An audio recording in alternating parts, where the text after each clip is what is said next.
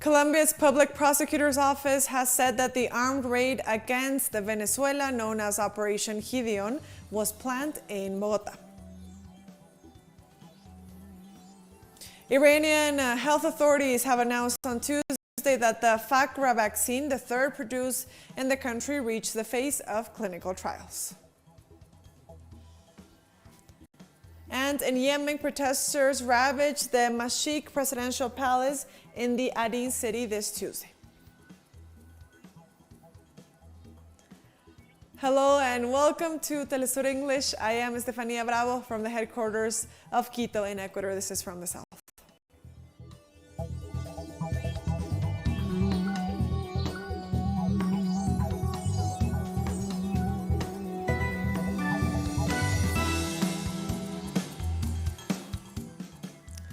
On Monday, Colombia's public prosecutor's office said that the armed raid against Venezuela, known as Operation Gideon, was planned in the capital city, Bogota.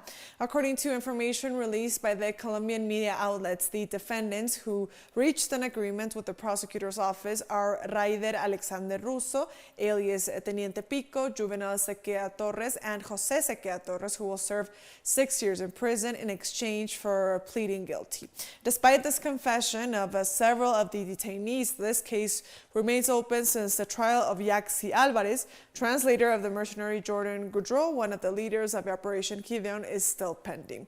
Carried out on May 3, 2020, Operation Gideon was aimed to generate violence and attacks against members of the Venezuelan government to carry out a coup d'etat. Colombia's Special Jurisdiction for Peace, GPE, reported the recovery of 9 corpses that may correspond to victims of extrajudicial killings in the Antioquia department. The bodies were found inside bags, laying in uncommon burial positions, dressed in military clothes. The remains also show traumatic injuries preceded by a high-energy mechanism compatible with firearm projectiles. The GEP undertook the exhumation in forensic diligence in the Las Mercedes Cemetery in the Naveda municipality as part of the works to corroborate testimonies by 18 military officers to verify the deaths illegitimately presented as casualties in combat. In February, the GEP informed that over 6,000 victims of false positives between 2002 and 2008. According to local media, Colombian First Lady Maria Juliana Ruiz is caught up in a corruption scandal linked to the publication of her autobiography. Investigations suggest that the First Lady met with the authorities of the General Archive of the nation in order to secure financing for her book for a value of more than 15 million Colombian pesos. Such a request is not permitted under the budget of the General Archive of the nation, meaning that the director of the institution would also be guilty of corrupt practice. The former de facto president of Bolivia, Janine Anyas, was transferred to the Women's Orientation Center of Obraje, south of the capital, this Monday, where she will serve her preventive detention during the investigation into her role in the coup against former President Evo Morales. Anyas will serve 4 months in custody as ordered by a judge under the charges of sedition, terrorism, and conspiracy in the 2019 coup that ousted the democratically elected government of President Evo Morales. In this regard, the Ministry of Justice presented 4 indictments against Anyas and several of her former ministers to the Attorney General's office on Monday in order to proceed with the investigations required to bring them to trial. According to a poll conducted in Chile, opposition is growing to the government of President Sebastián Piñera. The survey conducted by pollster Pulso Ciudadano reveals that 78% of the population rejects the Piñera administration, which represents 13 points more than a poll carried out 2 weeks ago.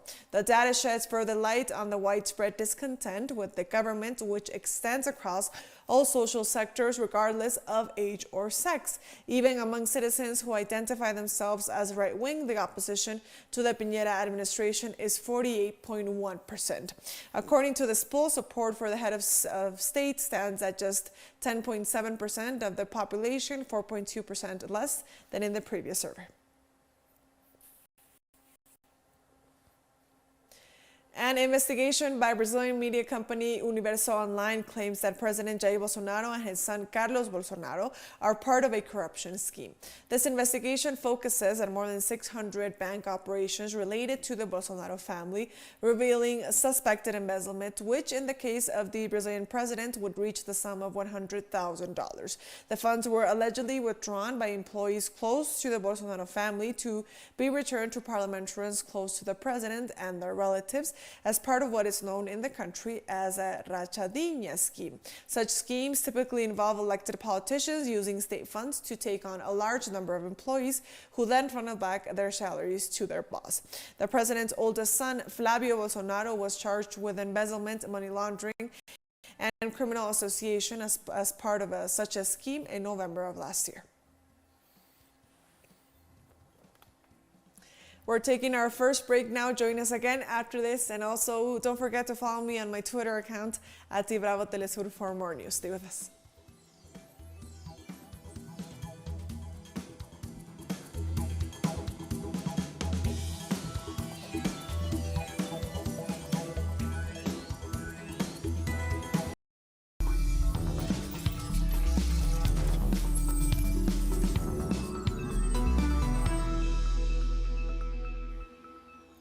Welcome back to From the South. More news now. Iranian health authorities announced on Tuesday that the country's third vaccine has reached the phase of clinical trials.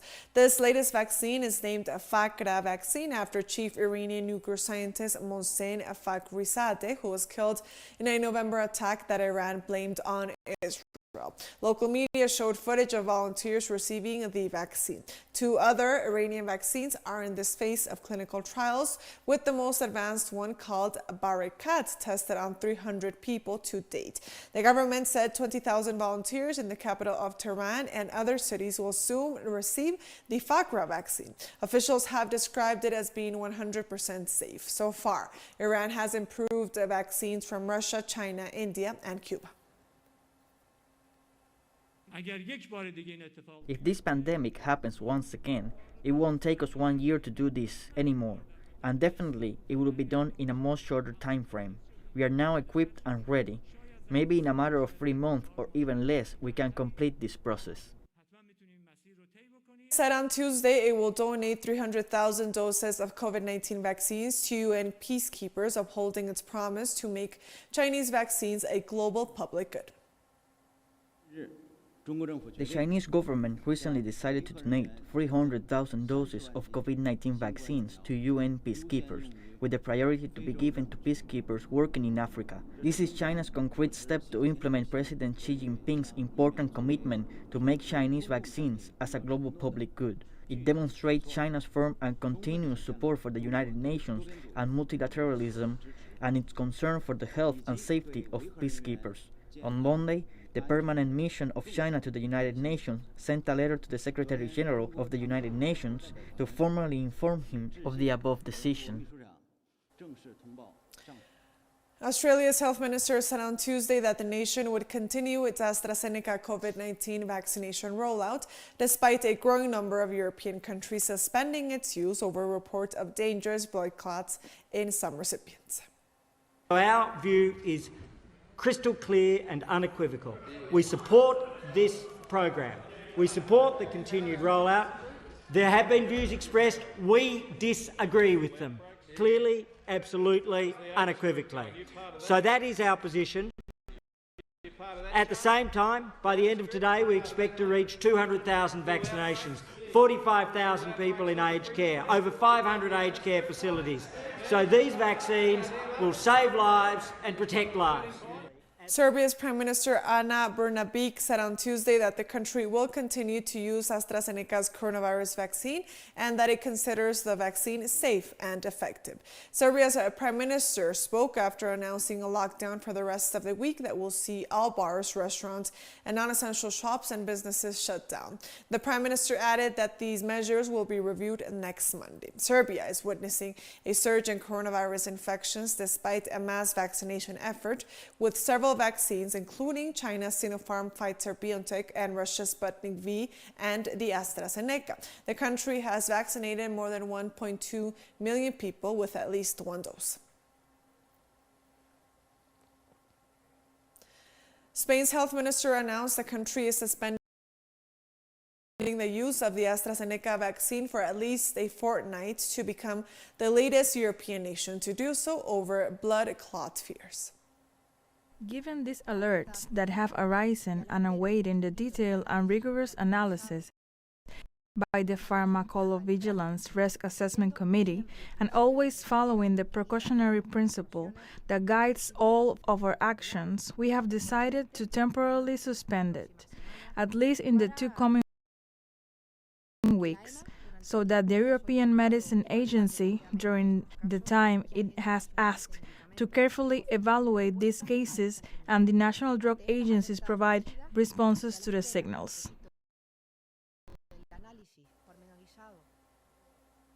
Venezuelan Vice President Delcy Rodriguez announced on Monday that the AstraZeneca vaccine will not be licensed for use in the country due to reports of complications in patients who received the shot. We have also reported that Venezuela will not give permission to use the AstraZeneca vaccine in the immunization process of our population because of the complications that have affected those who have been vaccinated with this vaccine. Therefore, President Nicolás Maduro has decided, taking into account the technical reports presented by the Experts Committee and the Therapeutic Committee, not to approve and not to grant a license for the use of this vaccine in Venezuelan territory. Today, we also wanted to inform that we held a meeting with the representative of the Pan American Health Organization in our country, with the purpose of denouncing the threat that these variants have appeared in Brazil represent, not only for the region and for the whole world, but also the impact they have in Venezuela as neighboring country to Brazil.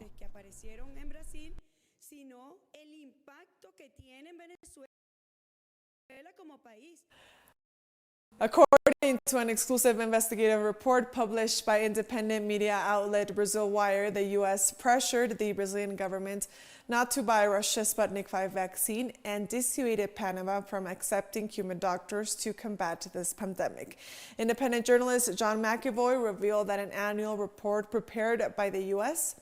Department of Health and Human Services for 2020 confirmed the pressure exerted by the then Trump administration on the government of Brazil to reject what it described as Russia's malign Sputnik V vaccine, a decision which may have cost many thousands of lives. The same document reveals that the department offered technical assistance to Panama to dissuade authorities there from accepting an offer of Cuban doctors who have been on the global front line against the pandemic, working in over 40 countries. St. Lucia's Ministry of Health and Wellness informed the public that during the week of March 15th to 19th, COVID-19 vaccines will not be administered at vaccination sites around the island. The ministry explained on its official website that during this week, the COVID-19 vaccination drive will cater to individuals who are homebound due to age or immobility and are unable to visit the vaccination sites. These individuals are asked to make an appointment at their nearest community wellness center to receive the vaccine at home. Authorities also asked for people's cooperation and said they will continue providing updates on the COVID-19 vaccination drive.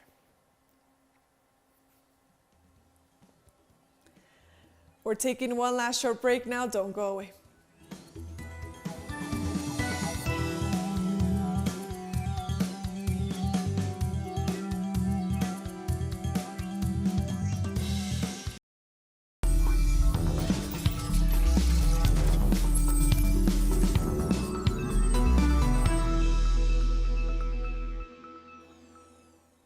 Welcome back to From the South. More news now. On Tuesday, protesters ravaged the Mashhad presidential palace in Yemen's southern city, Al Aden. The demonstrations occurred as a response to the lack of fundamental services, basic livelihoods conditions, and the depreciation of the local currency. A government source said that Aden's police chief General Mutahar al-Shwabi arrived at the scene to talk to protesters to convince them to leave. According to local sources, a parallel demonstration also took over the government facilities in the eastern city of Sayun in Hadramaut province to demand better living conditions and lower prices. Angry protesters clashed several neighborhoods in Beirut on Tuesday as the local currency hit a new record low, while some business owners said their sales dropped up to 90%. The crash in the local currency in Lebanon is throwing many people into poverty, with salaries losing their value by the week and businesses closing down due to the lack of clients, as people only spend on their urgent needs such as food and medicine. Okay, the fights have broken out in the supermarkets as shoppers argue over subsidized products, while some areas have been hit by gas shortages, leading to long lines outside gas stations. Lebanon's pound hit a new record low on Tuesday, trading at 15,000 to the US dollar. The crash in the local currency that has resulted in a sharp increase in prices led to the outbreak of small protests in a number of cities around the country. When a client comes here, even if he was a foreigner, they know how much the dollar is. And they know that $1,000 they brought with them can be used to buy lots of things throughout the country. Well, we are still getting the same, but prices are going up. You buy a pack of cedar cigarettes and it's 6,000 pounds. A cup of coffee is 3,000 pounds. Today, when you wake up, you spend 15,000 to 20,000 pounds before even having breakfast. The situation is unbearable. On Tuesday, multiple factories at an industrial zone in Yangon, Myanmar were set on fire. The same happened in other industrial zones, with more than 20 factories damaged. On Sunday, Myanmar's State Administration Council imposed a martial law in the Yahata and Shuipitar townships of Yangon region after some factories in the townships were burnt down. The martial law was expanded to 11 townships on Monday.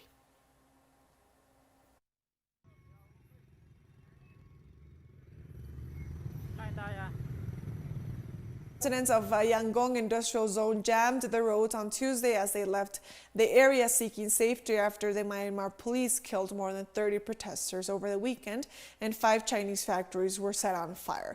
A video shot in the morning local time showed the mass exodus, with people packed into cars, taxis, pickup trucks, on motorcycles and on foot.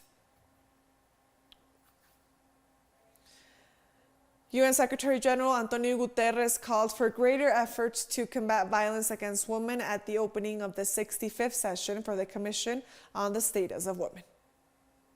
What you need is not more training for women, but to train those in power on how to build inclusive institutions.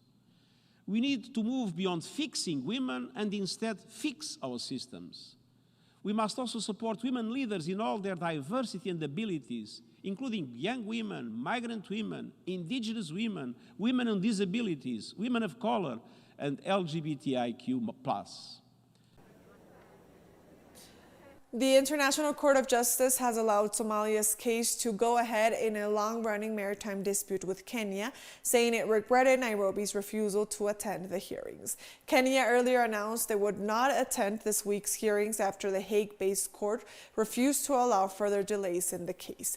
The court decided to go ahead with the hearing to the Somalia case and used the written evidence provided by Kenya instead. Somalia has asked the ICJ to rule on the dispute, potentially deciding control over a large area of the Indian Ocean that is rich in fish and could contain significant crude oil reserves. Congresswoman Deb Holland was approved by the U.S. Senate on Monday as the Biden administration's Interior Secretary, making her the first Native American to become a cabinet secretary. She was confirmed by a vote of 51-40 to the post, which means overseeing a massive agency responsible for roughly 1/5 of land in the United States, including its many Native American reservations. Holland, age 60, hails from New Mexico's Laguna Pueblo tribe and already made history in 2018 when she became one of the first 2 Native American women elected to the U.S. Congress. Her appointment was backed by a petition signed by some 120 tribal representatives who urged Biden to make history by picking her.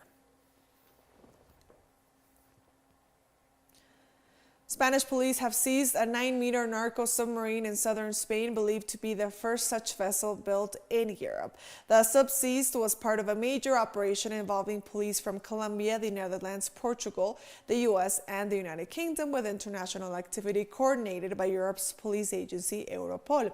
The semi-submersible vessel, which is never fully underwater while being operated, was found inside a warehouse in the port city of Malaga, according to a Spanish police department. It was in the process of being hand-built. Investigators estimated that it was being fitted up to transport up to 2 tons of drugs. And with that story, we've come to the end of this news brief, but remember, you can find these and many other stories on our website at telesurenglish.net.